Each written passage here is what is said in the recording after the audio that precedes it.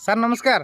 ଓ ନମସ୍କାର। ସାର୍ ଏବେ ଯେଉଁ ଯୁଦ୍ଧ ଚାଲିଛି ତାର ଗରିବ ଲୋକଙ୍କ ଉପରେ କ'ଣ ପ୍ରଭାବ ପଡ଼ିବ ତା ବିଷୟରେ ସାର୍ ଟିକେ ଆମେ ବୁଝିବା ପାଇଁ ଚାହୁଁଛୁ। ପ୍ରଥମ କଥା ଆଉ ଭାରତ ବର୍ଷ ଏବେ କାହାରି ସହିତ ଯୁଦ୍ଧ କରିନାହିଁ, କିନ୍ତୁ ରିସେଣ୍ଟ ଉପରେ ଯେଉଁ ଅପରେସନ୍ ସିନ୍ଦୁର ସେଇ ଯୁଦ୍ଧରେ ପାକିସ୍ତାନକୁ କୁକୁର ରକ ହରେଇଛି।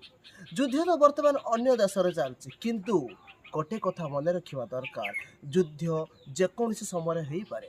ଅବଶ୍ୟ ଆମ ଦେଶ ସହିତ କୌଣସି ଦେଶର ଯୁଦ୍ଧ ଚାଲିନାହିଁ, କିନ୍ତୁ ଦୁଃଖୀମାନେ ପ୍ରତ୍ୟେକ ଦିନ ଯୁଦ୍ଧ ସହିତ ଲଢ଼ନ୍ତି। ଯେଉଁ ଯୁଦ୍ଧ ମହାଯୁଦ୍ଧ ଠାରୁ ବିଶ୍ୱଯୁଦ୍ଧ ଠାରୁ ବି କମ୍ ନୁହେଁ। ପ୍ରତ୍ୟେକ ଦିନ ଖାଇବା ସହ ଯୁଦ୍ଧ, ପ୍ରତ୍ୟେକ ଦିନ ପିଇବା ସହ ଯୁଦ୍ଧ, ପ୍ରତ୍ୟେକ ଦିନ ରହିବା ସହ ଯୁଦ୍ଧ। ଏ ପେଟର ଭୋକକୁ ପିଠିରେ ଚାପି ସେମାନେ ଚାଲନ୍ତି ଆଉ ନିଜର କାମ କରି ଚାଲନ୍ତି।